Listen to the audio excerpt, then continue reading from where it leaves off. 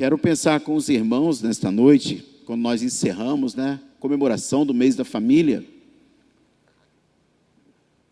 sobre um tema, o papel de cada um de nós, o pai, a mãe e o filho, no contexto familiar. No final de semana retrasado, eu estive pregando na Igreja Batista em Domingos Martins e trabalhamos esse tema em 3 mensagens. Vou tentar fazer uma fusão hoje, nesse tempo que me resta até o final. Então, vou tentar correr um pouquinho para a gente não perder a essência da mensagem. Quero usar o texto base, Salmo 127. Se você puder, abra sua Bíblia, por gentileza. Salmo 127.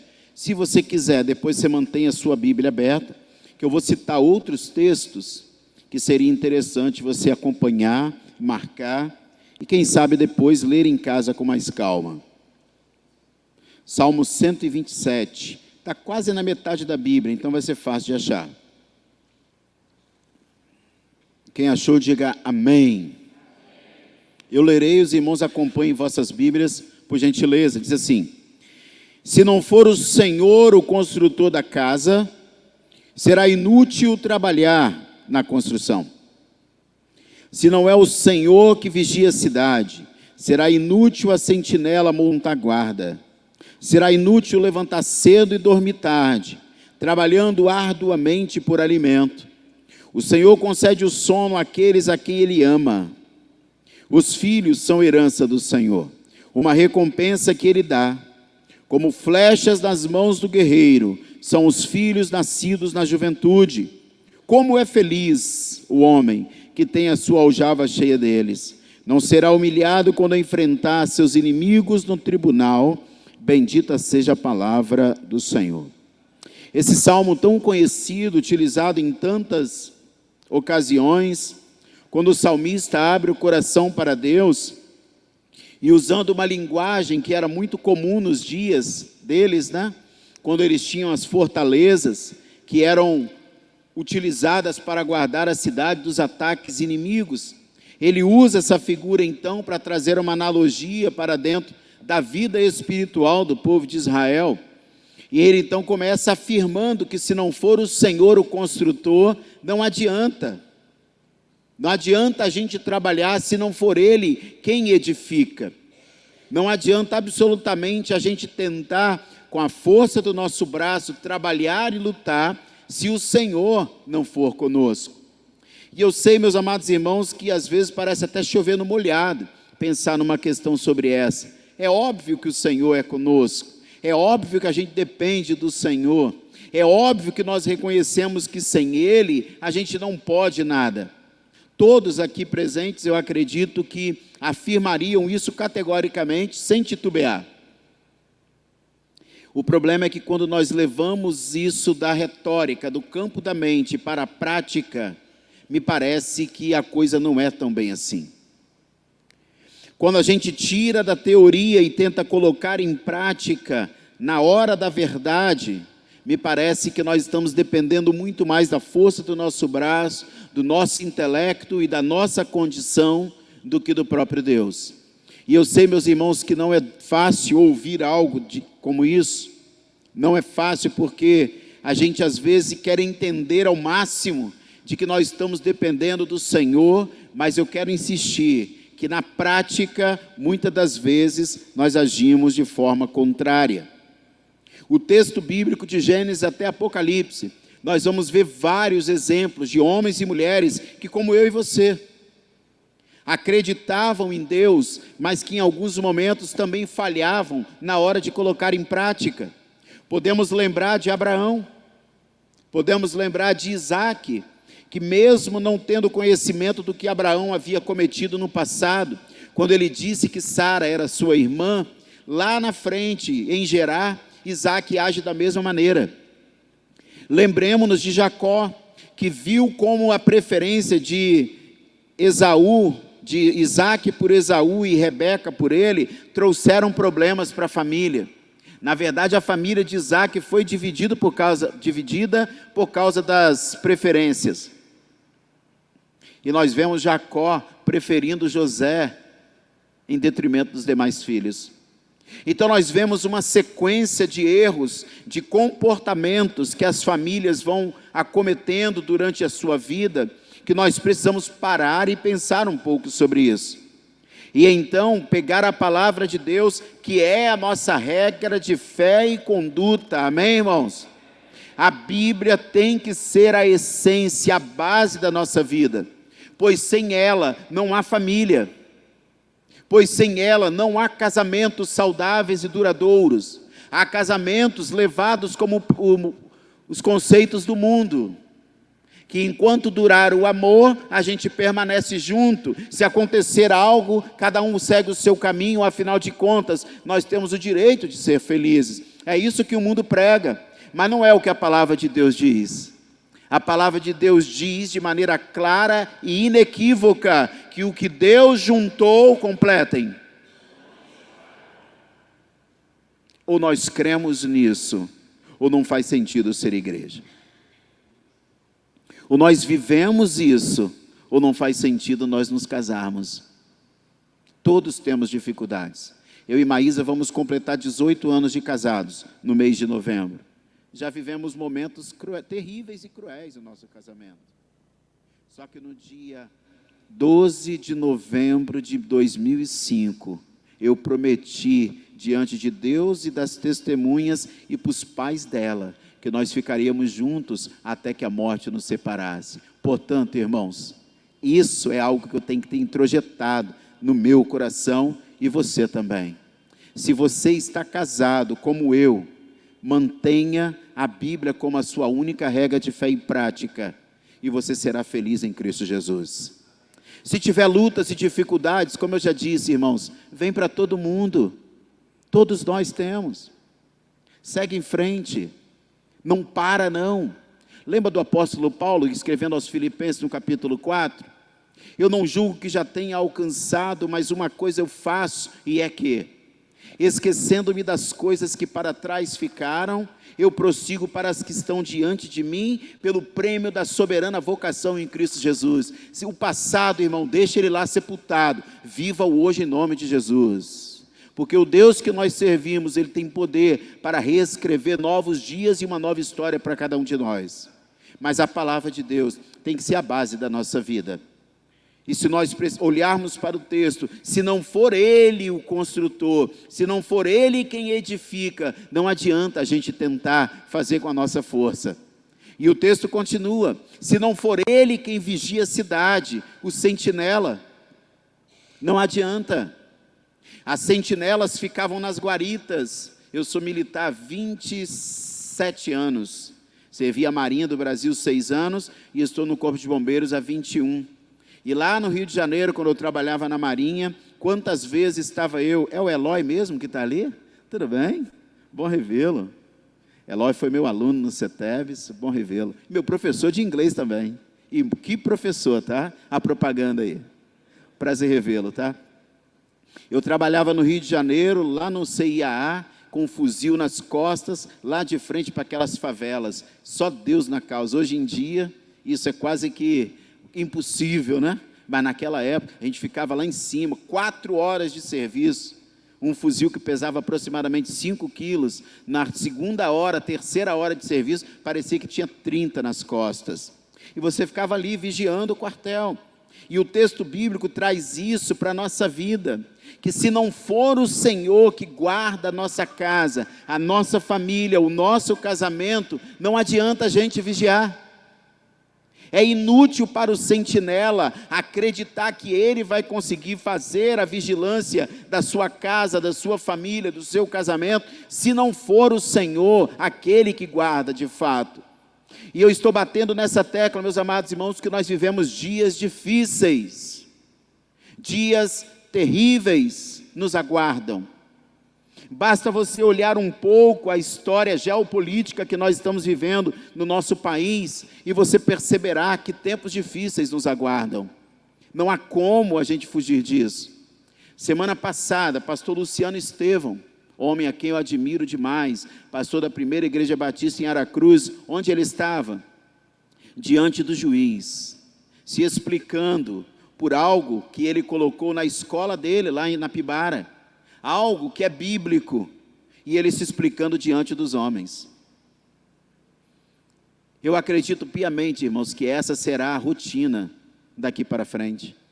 A igreja cada dia mais sendo amordaçada, não tendo condições de pregar a verdade e a palavra que nós acreditamos.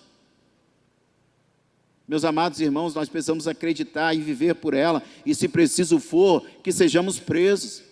Se tivermos que sermos mortos, que sejamos, mas não negociemos a palavra de Deus, porque esta igreja, ela está plantada aqui há mais de 70 anos, não é isso? Eu vi ali na placa. E ela está plantada porque homens e mulheres se doaram, porque acreditam que a Bíblia é a verdade. Se a Bíblia é a verdade, morramos por ela em nome de Jesus. Hebreus capítulo 4, versículo 12, porque a palavra de Deus é mais viva e eficaz do que espada de dois gumes. Ela penetra a divisão da alma e do espírito, e é apta para discernir os pensamentos e as intenções do coração. A palavra de Deus é o poder do Senhor. João capítulo 17, verso 17, o Senhor na sua oração sacerdotal aos discípulos, ele diz: Pai, santifica-os na tua palavra. A tua palavra é o quê? Leiam lá. Você crê nisso? Se a Bíblia é a verdade, irmãos, lutemos pelas nossas famílias, a vitória é nossa em nome de Jesus.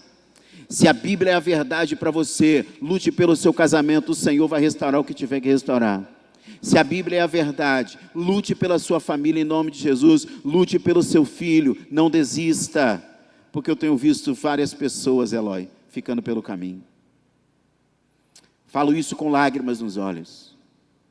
Quantas famílias ficando pelo caminho porque estão desistindo. Quantas famílias ficando pelo caminho porque não estão querendo lutar. E nós cantamos, né, parece até que eu combinei com o pessoal do louvor, né? Incrível como cada música tem a ver com o que eu estava pensando. E nós acabamos de cantar, vamos juntos? Se eu me humilhar diante do teu altar. E fizeram o quê? Aquilo que me custar, tu inclinarás os teus ao meu. Você acredita nisso? Então nós precisamos sacrificar, irmãos.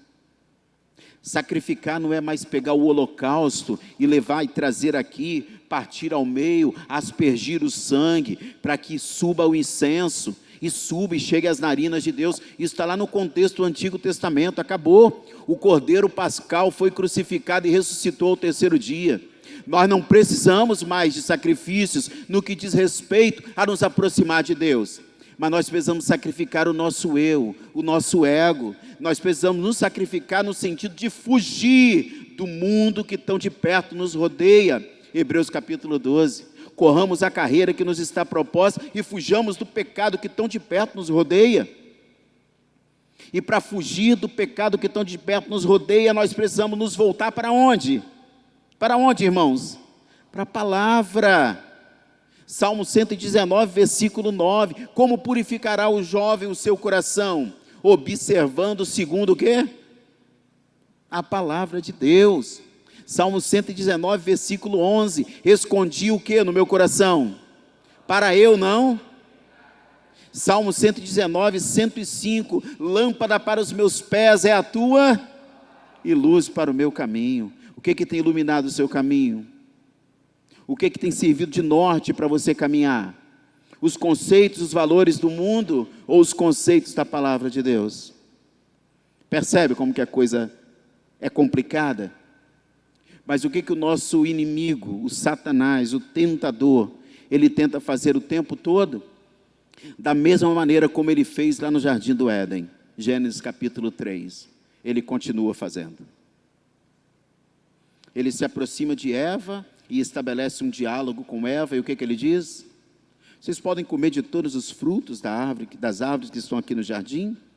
E qual é a resposta de Eva? Não, nós podemos comer de quase todos, menos da árvore do conhecimento do bem e do mal, porque no dia que dele nós comermos, nós morreremos. É o que Deus disse para ela. O que Satanás diz? Não é bem assim. Na verdade é o contrário, porque Deus, ele não quer que vocês sejam como ele. Ele sabe que do dia que vocês comerem desse fruto, os seus olhos se abrirão.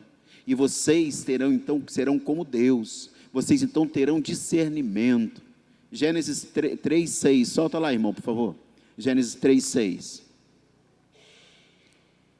Já vi que eles estão bem eficientes ali. Eu falei, vou aproveitar. Gênesis 3:6.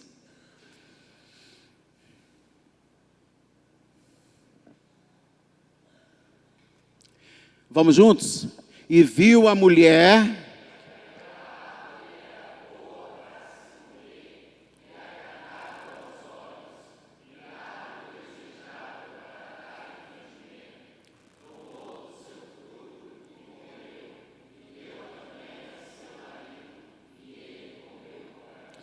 Bum! O caos se instaurou no mundo. O homem criado à imagem e à semelhança de Deus, para exaltá-lo e glorificá-lo em tudo o que ele fizesse. Ele se separa de Deus nesse momento. Por qual razão? Porque a serpente se aproxima, e com uma proposta de poder e de algo diferente, que enche os olhos, preste atenção, olha lá, ó, e agradável aos olhos. Os olhos, disse Jesus, são a candeia do corpo, é por onde tudo entra. E ela, vendo isso, ela engoliu a garateia, ela foi ludibriada. Isso nos remete a Tiago, capítulo 1, versículo 13 e 14, se não me falha a memória. Se ninguém sendo tentado, diga de Deus sou tentado, porque Deus não pode ser tentado e a ninguém tenta. Antes, cada um de nós é tentado quando atraído e engodado pelas suas próprias concupiscências, ou seja, os seus desejos carnais desenfreados. E o pecado sendo consumado gera a morte. Os olhos nossos são a candeia, irmãos, e nós precisamos tomar muito cuidado com os valores do mundo que tentam a todo custo tirar o foco de cada um de nós.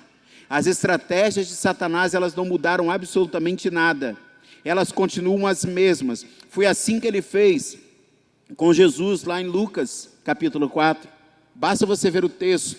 Eu falei para o irmão, traz 8, mas só cabe um aqui, né? Obrigado, irmão. Pode preparar outro. Eu bebo muita água. Lucas capítulo 4 é exatamente o que acontece. Ele vai tentar Jesus Cristo e ele tenta 3 vezes nessas áreas. Tudo isso que me foi dado e eu te dou, se você prostrado me adorares. Transforma essa pedra em pães. A mesma coisa, a mesma estratégia, ele não mudou. Ele continua agindo. E o que o mundo, de uma maneira geral, tem feito conosco? Tem tentado colocar diante de nós uma venda, como se Satanás não existisse, como se ele fosse fruto da nossa imaginação, como se ele fosse algo surreal, fantasioso, mirabolante. Ele na verdade não existe, irmãos, mas nós sabemos que ele é real. Ele é o tentador. 1 Pedro capítulo 5, versículo 8 diz assim: sede sóbrios e vigiai, porque o diabo, vosso adversário, ele anda em derredor, bramando como leão, buscando a quem possa tragar. Pensa nisso. A sua família é alvo dele 24 horas por dia. O seu casamento é alvo de Satanás 24 horas por dia. A minha filha Raquel, que eu amo e morro por ela, é alvo de Satanás 24 horas por dia. Se nós não contra-atacarmos, irmãos, nós estamos perdidos. Contra-atacar é voltar para a palavra de Deus e deixar que ela dirija o nosso caminho. É introjetar os valores da palavra de Deus em nosso coração. E não importa o que nos aconteça, seguirmos em frente, acreditando que ela é a verdade. Caso contrário, não adianta construir, se não for o Senhor quem edifica a nossa casa. Não adianta vigiar, guardar a cidade, porque se Ele não for o nosso Deus, absolutamente nada. Agora olha o que o texto continua dizendo, Salmo 27, verso 2. Será inútil, presta atenção, será inútil levantar cedo e dormir tarde, trabalhando arduamente pelo trabalho. Não é a rotina da maioria de nós aqui, sim ou não? A gente trabalha e trabalha. E o mundo, de uma maneira geral, impõe a mim e a você. É meu aluno também? Você foi meu aluno no CETEBS? Ah, ok. Estou reconhecendo ali. A gente trabalha, e o mundo vai impondo cada vez mais uma carga sobre mim e sobre você, ao ponto de nós começarmos a nos envolver tanto no trabalho, que a gente começa a negligenciar as pequenas coisas. O nosso tempo, ele é tomado 24 horas por dia, porque quando a gente está em casa, a gente não consegue desligar, porque o trabalho continua fazendo parte da nossa vida, ele se introjeta de tal maneira na nossa essência, que parece que ele entra na nossa corrente sanguínea e faz parte de nós. E o nosso discurso, via de regra, ele está sempre pronto. Afinal de contas, eu preciso prover na minha casa. Afinal de contas, eu preciso prover para a minha família, então eu tenho que trabalhar. Mas o texto está dizendo que se não for o Senhor, o construtor, em vão trabalham aqueles que edificam. Se não for o Senhor, o guardador, em vão trabalha aquele que vigia. Aí na sequência ele diz, será inútil você trabalhar arduamente o dia todo, se a sua vida não estiver pautada no Senhor. Se Ele de fato não for a razão da sua existência, a minha e a sua família estará fadada ao fracasso, se isso não acontecer. Mas percebam que o sistema que nós estamos sob ele, o sistema vigente, que a Bíblia fala que jaz no maligno, ele impõe cargas cada vez mais surreais para mim e para você, e nós somos sugados o tempo todo. Agora mesmo, vindo da Igreja Batista do Ibis, nós estamos, eu e a minha esposa, dando o curso Aliança, ali, né? Eu vi aqui que o pessoal está fazendo Casados para Sempre. Lá nós fazemos o Aliança da Universidade da Família. Aí nós deixamos um casal em treinamento com a turma e viemos para cá, porque os nossos cursos é todo dia, todo domingo, de 17 até às 19. E um dos casais estava ali, né? A menina falando que ela trabalha, professora de inglês, e na escola que ela trabalha, ela estará de férias no mês de julho, mas a escola exige que ela vá lá na festa junina que a escola vai fazer. E ela não tem como dizer não.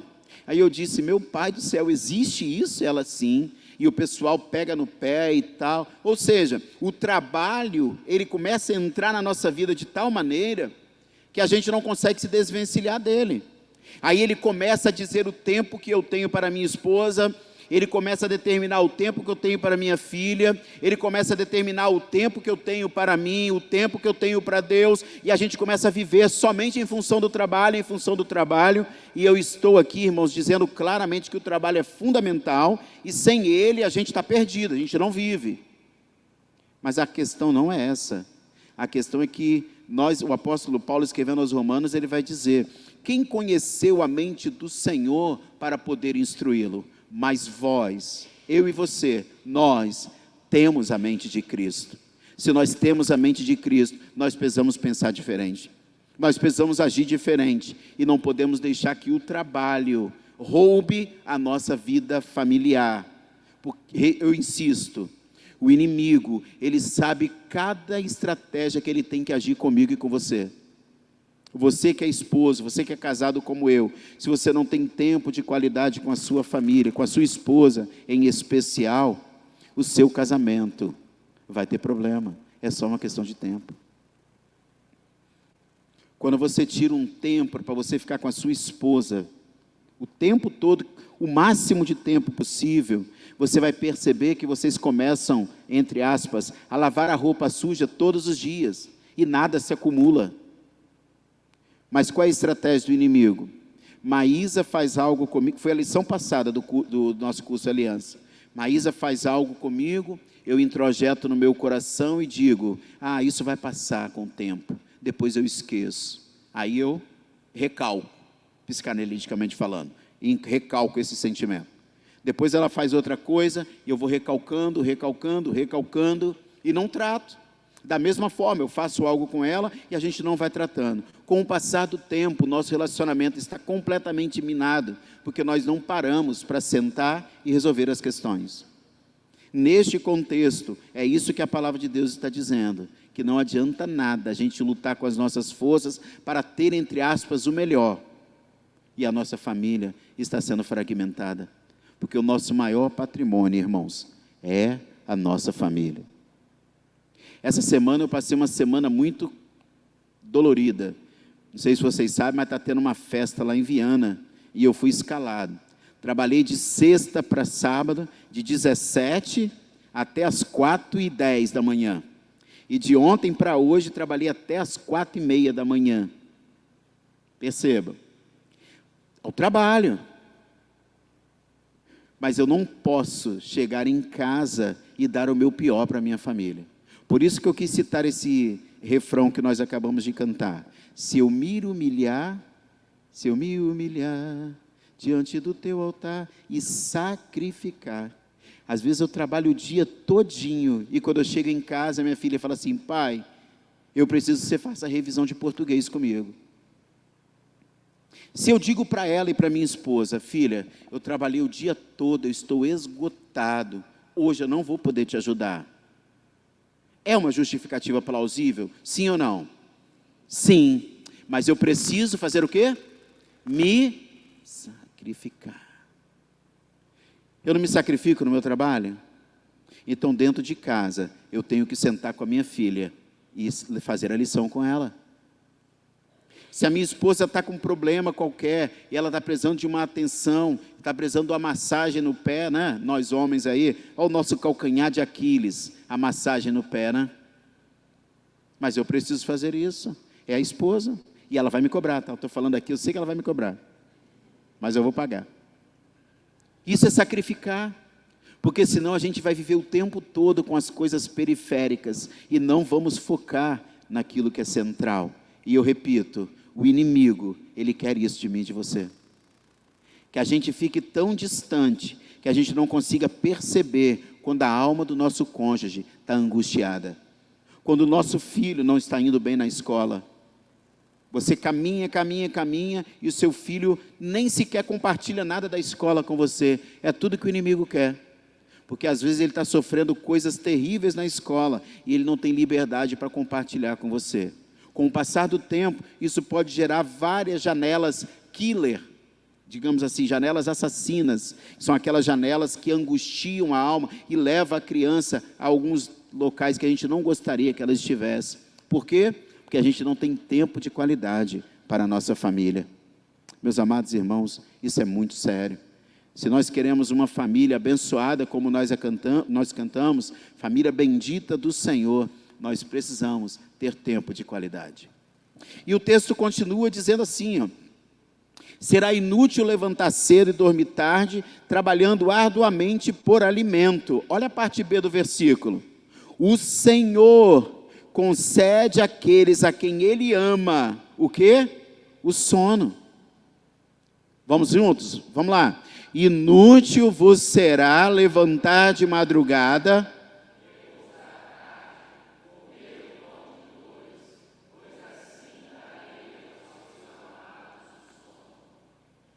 quantas pessoas, irmãos, não conseguindo a coisa mais natural que um ser humano deveria ter na sua vida, que é um sono de qualidade.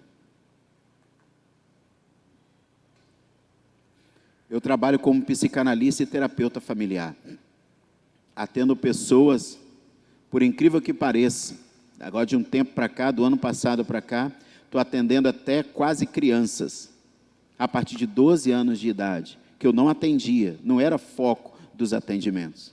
Na maioria das vezes eram casais. Agora até as crianças, eu não atendo criança, 12 anos para cima.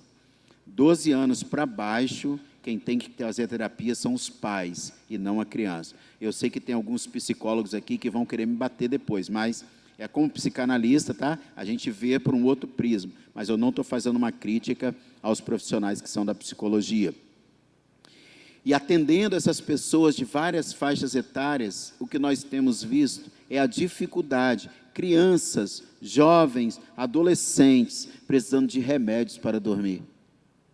E olha o que o texto de Deus fala, da palavra diz. O Senhor concede o sono. Irmãos, nós precisamos nos voltar para as raízes.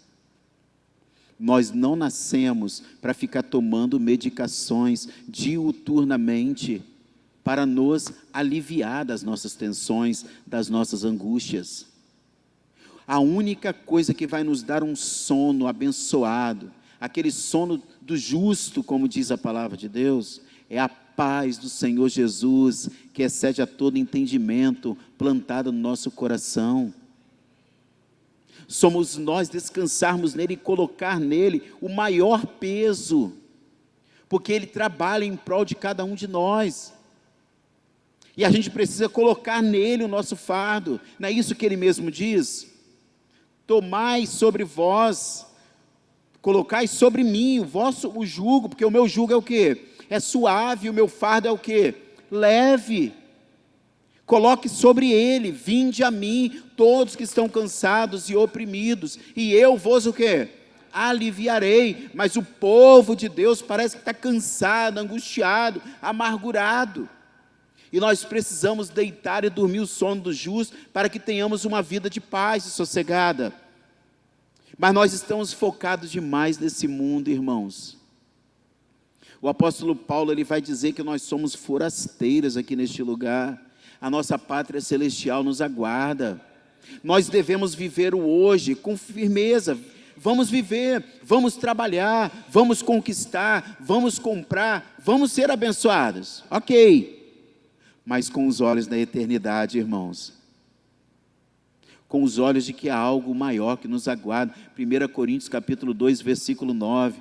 Porque aquilo que o olho não viu, o ouvido não ouviu, e ainda não subiu ao coração do homem, é o que o Senhor tem preparado para aqueles que o amam. Nós temos a nossa esperança na pátria celestial. Então a gente não pode viver como se tudo fosse aqui nesse mundo. Entende isso? Porque a partir do momento que a gente conseguir descansar no Senhor, colocar o nosso fardo sobre Ele, as nossas preocupações, as nossas angústias, e isso é um exercício, irmãos, isso é uma questão de convicção. Quando nós conseguirmos fazer isso, nós vamos perceber que a vida é mais simples do que a gente imagina, é mais leve. Aí nós vamos poder colocar a cabeça no travesseiro e dormir em paz, porque como foi dito aqui no início, o guarda de Israel não dorme, ele peleja por mim e por você. Mas nós precisamos acreditar nisso, e viver isso, e nós enquanto igreja, precisamos resgatar isso, irmãos. Eu tenho uma crítica à igreja do século 21, sinceramente. E é óbvio que quando eu critico a igreja do século 21, eu estou criticando a mim mesmo, porque eu sou um pastor. Mas nós como igreja, no meu entendimento, nós temos falhado, porque nós estamos contribuindo de alguma maneira para que essa corrente louca e desenfreada, ela se instale também dentro da igreja. A gente não tem tempo mais para nada, a gente vive para fazer eventos às vezes, e isso é perigoso. Segundo, eu tenho um compromisso. Terça, eu tenho um compromisso. Quarto, eu tenho um compromisso. Calma aí, qual é o tempo que você para então? Qual é o tempo que você para ficar sozinho e à toa? Quem gosta de ficar à toa, sem fazer nada? Levanta a mão. Olha, é meu hobby. Tem gente que fala bem assim, eu trabalho porque eu gosto. Eu falei, Deus te abençoe. Eu não, eu trabalho porque eu preciso. Não, sinceramente, quisera eu poder ficar numa rede, irmão, balançando e pensando na vida. O momento que eu mais cresço como pessoa é quando eu estou à toa. Já ouviram falar num livro chamado Ócio Criativo? Procure para você dar uma lida. Só que a gente não está criando novas sinapses no nosso cérebro, porque a gente está ocupado demais. De tempos em tempos, eu e Maísa, a gente vai para o Parque do China e fica lá curtindo, né? Aí a Raquel fala que eu queria ir. Eu falei, não, quando você casar, você vai. Isso é o meu tempo com a sua mãe. Não quero o peso atrás de mim, não. Sai fora. Ela fica brava. Mas é o meu tempo e o dela. Mas eu vou esperar fazer isso quando? Depois que eu me aposentar, irmãos? Hein? Depois que eu me aposentar, eu vou curtir a vida? Não, eu quero curtir a vida agora que eu tenho saúde. Amém, irmãos? Então, irmão, vocês que são casados, juntam dinheiro, vão para o parque. Não, pastor, o Parque do China é caro. Vai numa pousadinha em Santa Leopoldina, em Santa Teresa, Biriricas. Prepare as pernas por causa dos borrachudos lá em Biriricas, né? Mas faz parte. Mas em nome de Jesus, tenha um tempo a sós com a sua esposa. Vai curtir a vida, irmãos. Não fica esperando assim, depois que eu me aposentar, eu vou curtir a vida, eu vou viajar. Viaja agora, em nome de Jesus. Sabe por quê? O amanhã é muito incerto. A nossa vida é como um vapor. Nós não sabemos o que vai nos acontecer daqui a uns tempos. Ou sabemos? Então curte agora, irmãos. Vamos ser livres. Amém? João 8,32, e conhecereis a verdade, e a verdade fará o quê? Vai nos libertar. Então vamos nos libertar dos conceitos deste mundo. Coloca aí para mim, meu irmão, por favor, Juízes 2,10. Eu quero que vocês leiam esse texto para mim, por favor.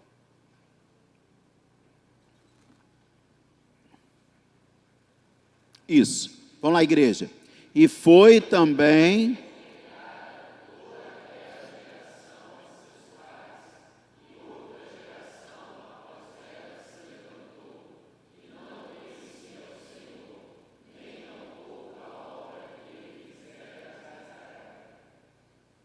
Todo mundo entendeu o texto? Juízes vem depois de qual livro? Josué. General de Moisés, um grande estadista, um dos homens mais admiráveis, um dos meus personagens preferidos da Bíblia. A diferença na vida de Josué está lá no livro de Números e de Êxodo. Quando você vai ler, você vai ver que quando Moisés subiu para o monte para receber as tábuas do concerto, Josué ficou embaixo orando. Irmãos, isso é lindo. Ele morre, logo vem os juízes. Antes de Otoniel ser levantado como um dos primeiros juízes de Israel, olha o texto. E depois daquela geração, veio uma outra geração que não conhecia o Senhor, e nem aquilo que ele havia feito por Israel. Se nós formos tratar em termos seculares, a ciência diz que hoje, a geração de filhos que existe hoje, ela tem um QI menor que a dos pais. Já ouviram essa pesquisa? Isso é fato, pelo menos dizem os pesquisadores, e eu acredito. Para mim é muito nítido isso, de que os nossos filhos têm um quantitativo de inteligência menor que nós, os pais. No termo secular, beleza? Vamos trazer para o meio eclesiástico. Hoje, nós temos uma geração de crentes melhores ou piores que a geração passada. O que vocês acham? Melhores ou piores? E a geração passada era melhor ou pior do que a outra? Piores. Você percebe que nós estamos cada vez mais caminhando para um atoleiro? Por que isso acontece? A resposta está no texto. Depois que aquela geração foi recolhida, aos seus antepassados, aí eu estou lendo na NVI, levantou-se uma nova geração que não conhecia o Senhor. Meus amados irmãos, esta igreja tem 70 anos, mais de 70. E o que será dos filhos dos seus filhos e dos netos daqueles que estão aqui? Porque a igreja tem se enfraquecido a cada vez mais, porque ela tem fugido da palavra de Deus. Algum tempo atrás, Eloy, tinha assuntos que a gente sequer cogitava discutir dentro da igreja. Vou dar um exemplo, não quero entrar no mérito da questão, mas eu dou um exemplo. Depois, comendo polenta, eu entro no mérito se você quiser, tá bom? Eu gosto de confusão, o Eloy sabe disso. Nós não sequer falávamos sobre bebida alcoólica no meio cristão. Era absurdo falar sobre isso. Sim ou não, irmãos? Hoje, como é que está o casamento dos crentes? Uma vergonha lamentável. Pessoas que vêm e se casam na igreja e que lá no cerimonial fazem um altar para Baal, para Astarote e qualquer outro deus. Eu fui num casamento de crente, eu vi na entrada várias bebidas, vodka, uísque, tudo quanto é tipo de bebida, era a entrada. De uma denominação super tradicional que nós temos, e que eu tenho respeito por essa denominação. Mas a gente nem sequer falava sobre isso algum tempo atrás. Hoje, não sei qual é a realidade dessa igreja e não quero entrar no mérito. Hoje é muito fácil você ouvir pastores defendendo bebida alcoólica, desde que seja social. Vai para a ciência e você vai ver que não existe social para bebida alcoólica. Eu defendo a abstinência total da bebida alcoólica sem usar um versículo bíblico sequer, porque eu não preciso da Bíblia para ver que a bebida alcoólica é uma desgraça na vida das famílias. Não preciso da Bíblia, porque a própria ciência já não recomenda. É uma infelicidade. Perdi um irmão com 38 anos de idade, pesando menos de 40 quilos, por causa do álcool. Cresci vendo meu pai espancar a minha mãe, por causa do álcool. Eu preciso de outras razões para não beber? Eu preciso de outras razões para não jamais pregar a favor dela? Não, não preciso. Mas você vai encontrar muitos que usam a Bíblia para defender que pode. Mas por que mudou? Por que há 30 anos atrás a gente não discutia isso? Por que há 30 anos atrás a gente não discutia outras questões até mais graves do que essa e que já entraram dentro da igreja? Que eu não vou nem citar. Na polenta a gente conversa. Não vou nem citar. Mas aqui na Grande Vitória, nós já temos problemas gravíssimos em igreja batista. Por quê? O nada a ver, o que tem, está se instalando. Nós estamos dando mais ouvidos à subjetividade humana do que à palavra de Deus. E o texto bíblico, irmãos, parece que ele foi escrito para nós. Depois daquela geração, que aquela geração foi recolhida aos seus antepassados, levantou-se uma nova geração que não conhecia o Senhor. Meus amados irmãos, nós servimos a um Deus vivo.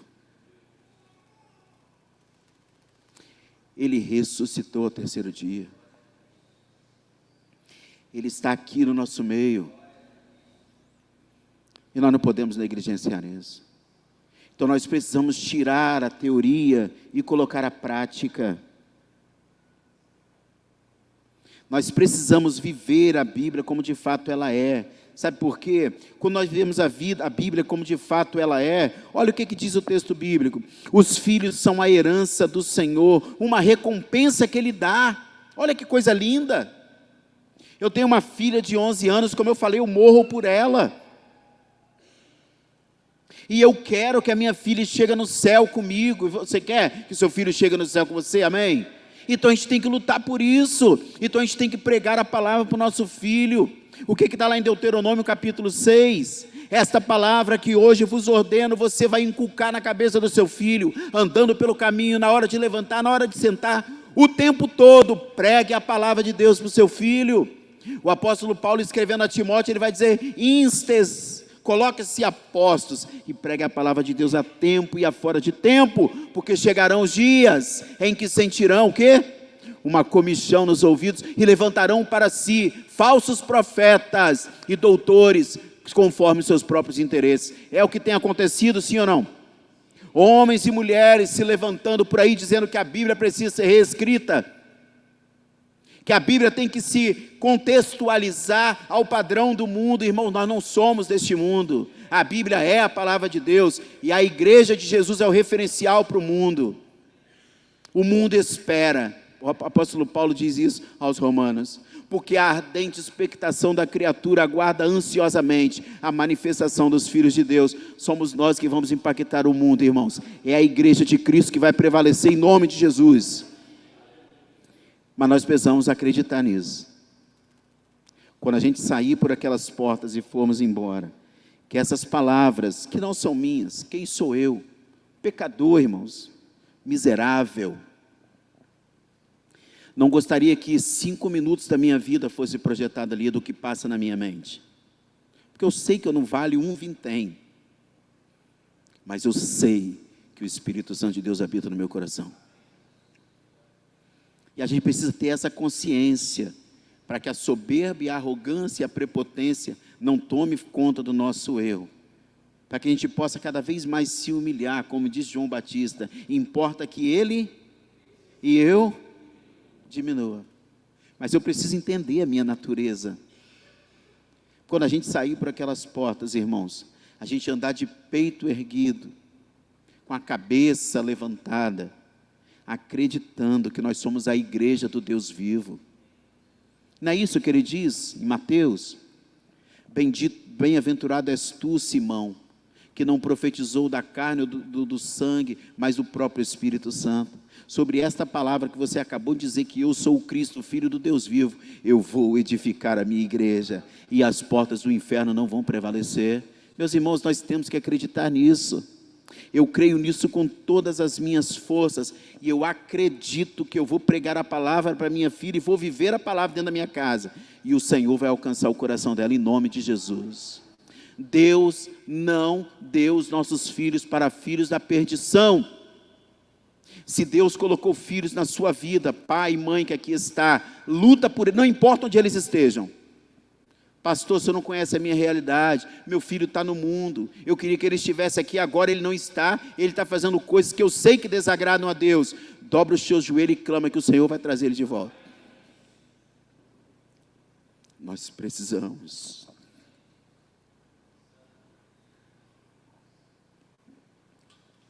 acreditar nisso, irmãos. Porque eu estou vendo um monte de famílias dentro da igreja desistindo dos seus filhos. Sabe como é que é, né, pastor? Depois que eles crescem, isso é uma verdade. Eles têm o seu caráter volitivo mesmo. Eles podem tomar suas decisões, mas ouça isso: você nunca deixará de ser o pai deles.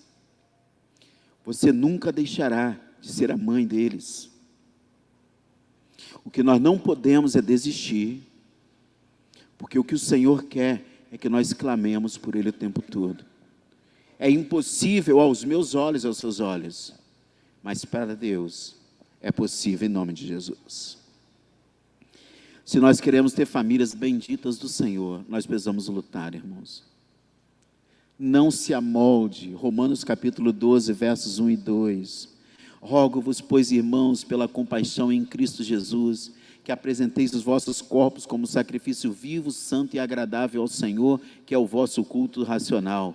Verso 2, vamos lá. Não...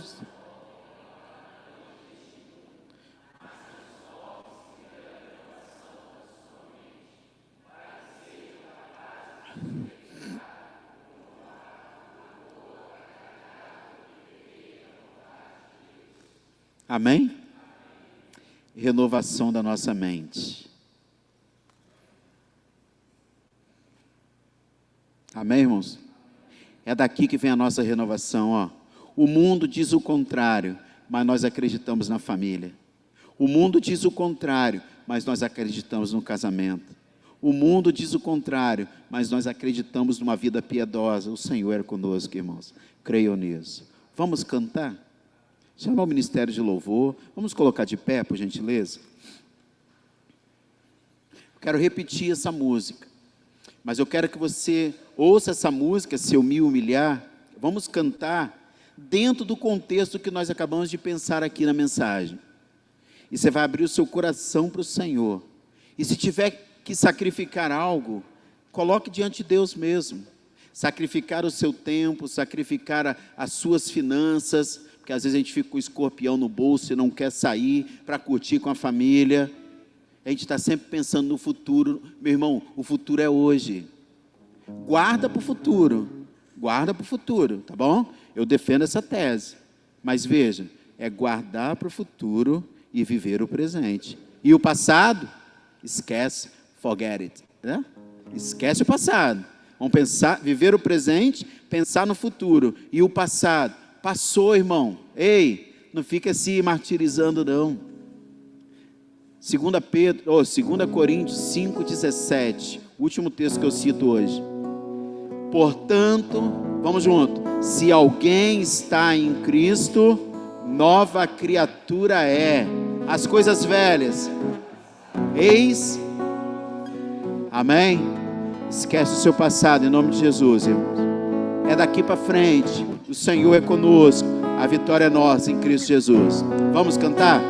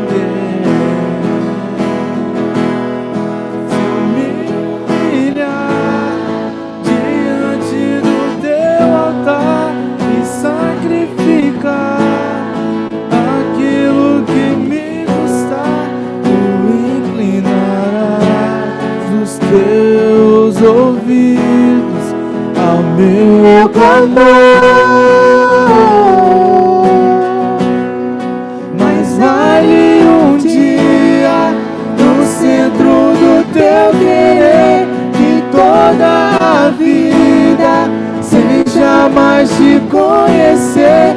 Tu és minha fonte, minha colheita, minha herança.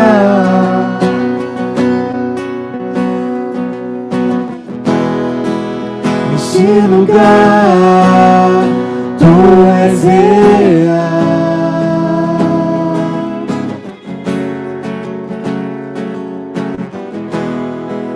Vou me entregar totalmente.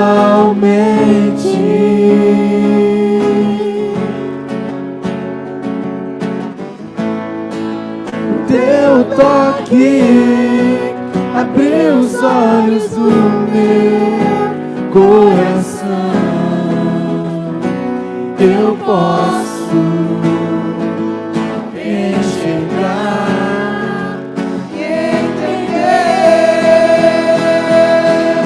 Se eu me humilhar diante do teu altar e sacrificar aquilo que me custa, tu inclinarás os teus ouvidos ao meu clamor.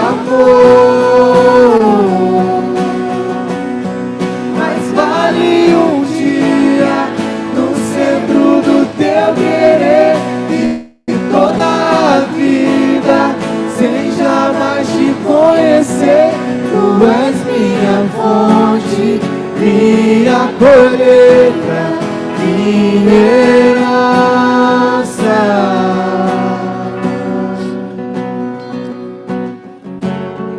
Quero aplicar essa palavra ao seu coração. Pedir os instrumentos que parem, só um minutinho, por favor. Eu quero aplicar essa palavra ao seu coração que nós acabamos de ouvir, te desafiando. Se você cantou, que você acredita que Ele é real, que Ele está aqui e que você está disposto a se sacrificar pela sua esposa, dando mais tempo de qualidade para ela, ao seu esposo, sendo uma esposa submissa, não subserviente. Submissa é aquela que aceita a direção do marido, aquela que reconhece que foi sobre o ombro dele que o Senhor colocou a direção da família e você se coloca como uma ajudadora. Se você quer se sacrificar, porque o mundo diz o contrário, irmãos. O mundo deturpa a palavra e diz que a mulher, quando ela se submete, ela é subserviente. A Bíblia jamais iria fazer isso. Não há religião no mundo que trate a mulher como em pé de igualdade com o homem. Todas as demais religiões colocam a mulher como um subproduto, mas para nós, nossas mulheres são auxiliadoras, adjuntoras, aquelas que estão do nosso lado e que juntos conosco, maridos, serão uma bênção para a nossa família. Mas nós precisamos nos sacrificar, rejeitar os valores do mundo. Você como filho tem algo, você precisa colocar para o Senhor, pedindo perdão ao seu pai. E você pai, você tem algo para colocar, pedindo perdão ao seu filho? Se você tem algo, sai do seu lugar, vem à frente. Quero chamar a Maísa aqui para a gente estar junto. Se você tem, venha junto, vamos orar agradecendo a Deus por isso. Pastor, ora por mim, porque eu reconheço que eu preciso me humilhar diante do Senhor e ser o melhor marido, ser o melhor pai, ser uma melhor mãe. Sai do seu lugar, eu quero orar com você e por você. Amém. Louvado seja Deus pela sua vida, amém, amém.